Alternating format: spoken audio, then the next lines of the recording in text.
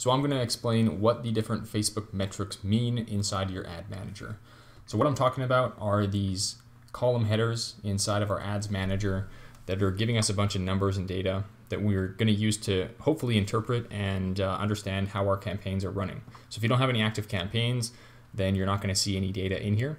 One thing I'll note in the top right corner, if you click onto this calendar and adjust the date, that's going to adjust where this data in the table is pulled from. So if I click on last 7 days, you'll notice that everything is refreshed and it pulls in data just from that last 7 days. So I'm going to go lifetime so that we have more data to look at here. Now, if I go into this columns drop down, Facebook provides a few different column configurations by default that we can click on. And the one that I find most relevant is performance and clicks. I find that the metrics are pretty good and they help me understand how my campaign is performing, at least how I like to interpret it. I'm also going to talk about how we can set up custom column configurations and actually create custom metrics in here as well. Okay, so we're in performance and clicks. The first column here is campaign name. So this is going to be the name of the campaign that you gave it when you launched it. This column here is going to show you whether or not it's actually currently active. So blue means that it's toggled on and is active. The gray means that it's being toggled off. Now, if you've set a schedule, for example, let's say we scheduled this to run during November, it's now December 10th. So even if this was turned on, if the schedule that we applied to that campaign or ad sets inside that campaign is already passed, then it's not going to spend money, but we can still have it blue and turned on. Now, the way that we run campaigns is we typically just set no end date and we just run them ongoing. And that's what this column here means, end. So this is the scheduled date that we've told Facebook to stop running this campaign. So we just let it run ongoing. So this delivery column is going to tell us whether or not the campaign ad set or ad that we're looking at is either off, active, learning, or learning limited. So this is a system that Facebook uses to help you understand at what point in kind of the learning phase that your campaign or ad sets are in. When you first launch a campaign, this delivery column will actually say review because Facebook needs to go through a review process before your ads actually launch. After that, it'll go through the learning phase. So this will say learning. Usually that takes a few days or up to a week in some cases, depending on how much money you're spending per day. Learning about the learning phase is a video in and of itself, but basically Facebook goes through a period where it collects data to try and maximize the performance of your campaign and deliver it as efficiently as it can. Now, before it understands how to do that, it needs to do some testing. It needs to serve it to different people inside of your audience at different times of the day and figure out the best way to deliver your campaign. And so during that period, when it's doing that testing and trying to learn, it'll say learning. If it successfully exits the learning phase, then it's going to say active like you see here. If it doesn't, then it will say learning limited. So I'm not going to stress too much about what all of those things mean because, like I said, that's a pretty deep subject, but that's what the delivery column here means. So results is going to tell you the total number of results that you've gotten based on the marketing objective that you've selected. So in this case, for this campaign, we're using a lead generation marketing objective, which means when people click onto the ad, it opens up a lead form on Facebook or Instagram where people can fill out their name, email, phone number, that kind of stuff. So that's the marketing objective. And that's telling Facebook that we're trying to optimize and maximize the amount of leads that we generate from those Facebook lead forms. And so the total number of results is reflecting that primary objective. And you can see for lead forms, it'll say on Facebook leads. Now down here, we have another one that says just leads. So this is for a conversion campaign where the conversion event is set at leads. So in this case, we're sending people to a landing page with a form. After they complete that form, they're taken to a thank you page that says thanks for opting in. Once they reach that thank you page, it fires a pixel event that's called leads. It sends that back to Facebook and Facebook knows, okay, we generated a conversion for this campaign. And so that's the conversion event that we're optimizing for this campaign. And so that's what the results column is going to reflect as well. And then we have another one here, appointment. So this is a custom conversion. So it's pretty much the same thing as what we have here, except we've just named it something different so that we can distinguish between the two inside of our ad manager. Okay, now reach is the total unique amount of people that have seen your ad during whatever time period that you've selected.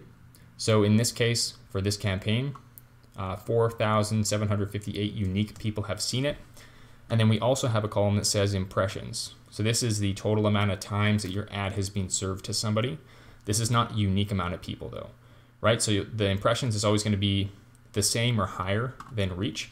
And what this means in this case is that these 4,700 unique people, a few of them at least, have seen the ad several times.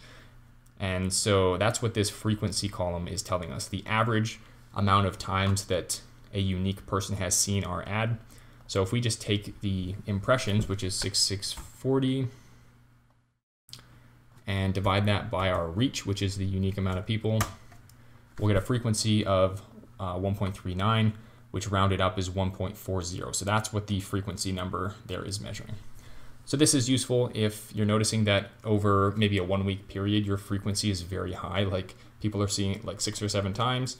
That's probably a bad sign, telling you that people are seeing it maybe too frequently perhaps. You can see that this is set to lifetime, and this campaign's been running for, well, this one's been running for just a week or so now, but the frequency is below 2, so that's a pretty low frequency. But that could be useful information. You've got reach and impressions and then the frequency. So cost per result, this is simply the total amount of media spend for this particular campaign divided by the total amount of results. So you can see we spent $180.86. So if we just divide that by the total number of results, which is 21, that's a cost per lead or cost per result of $8.61, and that's exactly what we see here. Budget, this is just either the daily or lifetime budget that we've selected for this campaign. Now, because we're in the campaign tab and we can edit the budget and see the budget, that tells us that this is a campaign budget optimized campaign. So there's another option where you can use an ad set optimized campaign, where instead of allocating $20 to the campaign, we would allocate the daily budget to specific ad sets inside of that campaign. In which case, this would not say $20 here, because we're looking at the campaign tab. It would say budget's being allocated at the ad set level or something like that. So this is convenient because we can go in here if we want and we can change the budget and then publish that change, or it just shows us how much money we're expected to spend per day. That's the total amount that's being spent. Again, this is filtered to the time range. So if I adjust the time range, it's going to adjust how much money we've spent. We've talked about the ends column, impressions. CPM is the cost per 1,000 impressions. It stands for cost per milli. I think milli is a Latin term for 1,000. So basically this is if we take the total amount of media spend and divide it by the impressions divided by 1,000.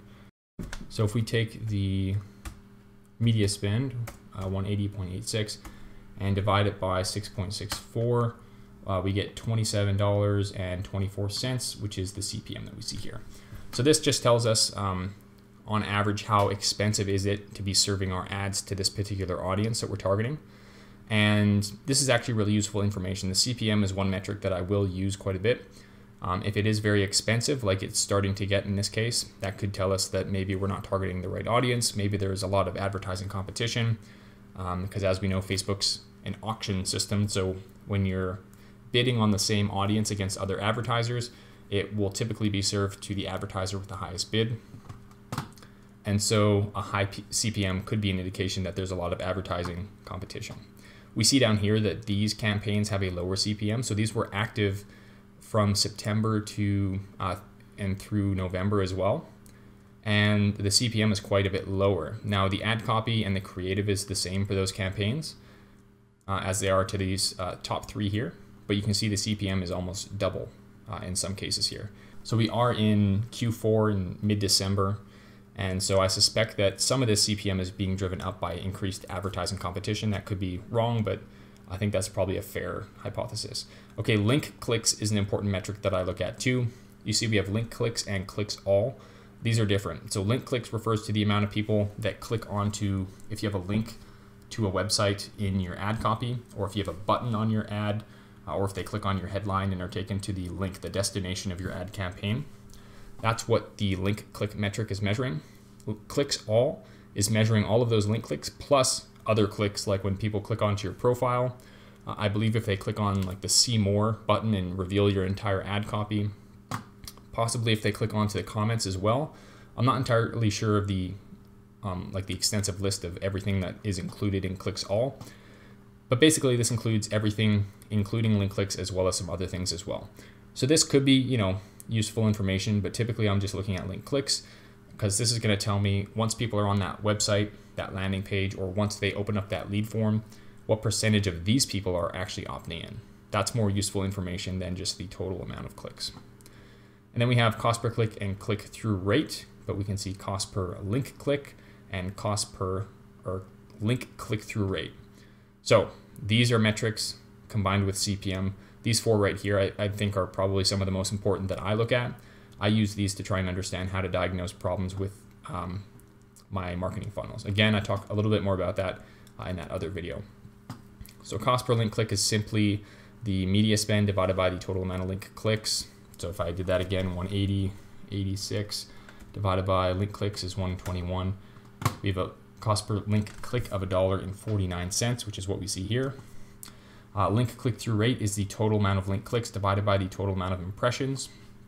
So the percentage of people that have seen our ad that have decided to click onto the link.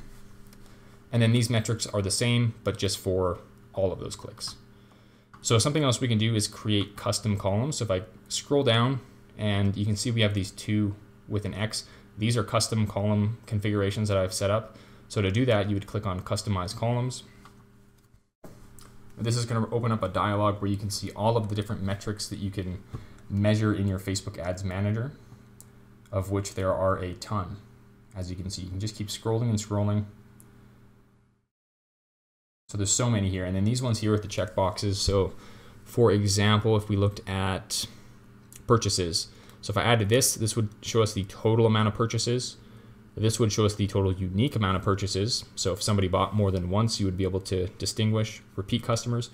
The total value. So if this is hooked up to like a Shopify store, for example, you'll be able to pull in the revenue generated from that purchase, which is going to allow you to measure your return on ad spend, which would be useful information. And then the cost per purchase, and then the unique costs.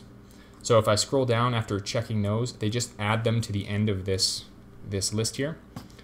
And so to remove any of these, I would simply just click on the X button, and then I can just, add whichever metrics I'd like to add.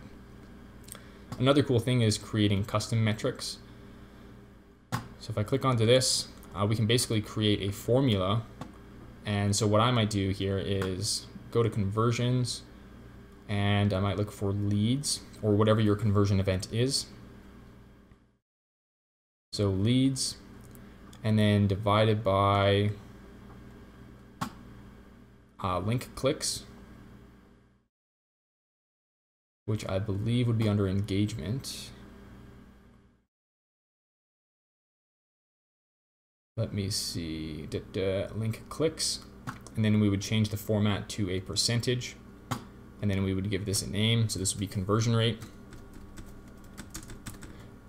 And this is telling us of the link clicks, what percentage have converted into leads. So this will be helpful in understanding how our lead form or our landing page is performing.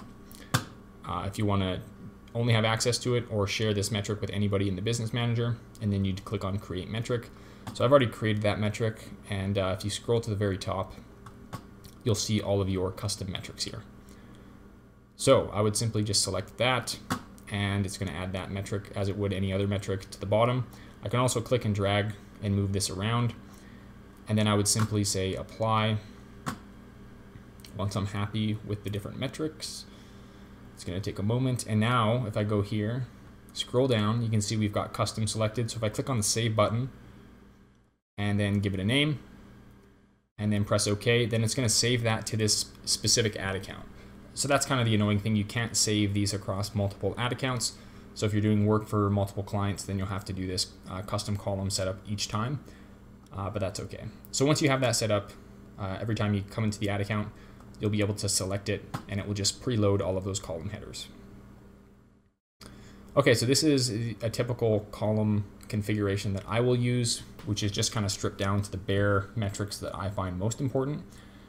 Sometimes if I'm trying to do like a deep dive on a campaign, I might explore some of the other metrics as well. But at a surface level, these columns here I find give me a pretty good understanding of how the campaign's performing and allows me to spot areas of opportunity to increase the performance. So the column headers that are most important to me are obviously the amount of money that's being spent. So what I might do is filter this to the last 7 days. So on a weekly basis, I might come in here to create a report. This is where I'll add this information into this spreadsheet. And yeah,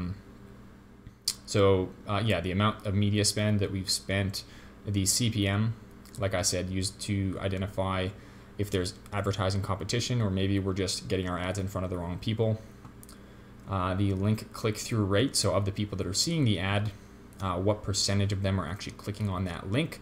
If this is low, it tells me, okay, maybe the ad copy or creative could use some improvement, or maybe we're just getting that in front of the wrong people. The cost per link click also tells a story as well. So typically it's not like a single metric that I'm looking at, but rather a combination of metrics that tell a bigger story. So in this case, the cost per link click is going to be influenced by the CPM and the CTR together. So in this case, we have a relatively expensive CPM. It's getting up there for sure. The link click-through rate, though, is decent. 2% I find is typically a good benchmark for us. And so you can see 2 of these are above. This is kind of a different campaign. So these are the ones that are most similar, these top 3 together. So one of them is below 2%. 2 of them are above. So people are clicking through at a pretty solid rate. I'd say that's pretty good. But the cost per click is above $1. So $1 is a good benchmark. So the fact that it's more expensive than that tells me, okay, maybe there's some opportunity to optimize. So what is this story telling me? Well, it's telling me that it's really the CPM, probably less so the audience that we're targeting, simply because they're clicking through at a pretty high rate.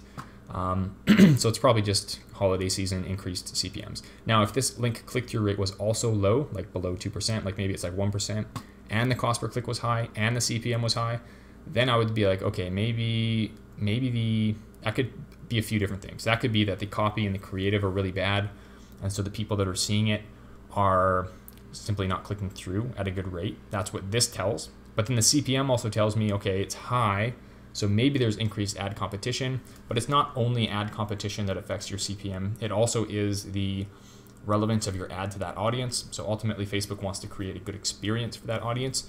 And so if you're creating a poor experience, meaning your ads are not relevant, that's going to reflect here, but it's also going to reflect in your CPM as well. Yeah, so depending on kind of the configuration of these different metrics, it could mean different things. The lead conversion rate, that's that custom metric that I created. I find that 15% is typically a good benchmark, so these are all above 15%, so that's pretty good news. To give you a quick example of why or how this information can be used, again, something I talk more about in that other video, but these 3 campaigns are similar. They're lead generation campaigns. These ones here. These 3 here. And you can see that the CPM back when they were running was very cheap. The link click-through rate was pretty good. The cost per link click was very low. So these are all telling a great story. But the conversion rate was below 10%. It was, certainly below 15%, but even below 10%. So this told me, okay, there's probably opportunity to improve the performance of the landing page. So we were sending traffic to a landing page here. We're getting a pretty good cost per lead anyways. So what I decided to do was switch this campaign into a lead form campaign. So rather than sending them to a landing page, just change it to a lead form campaign.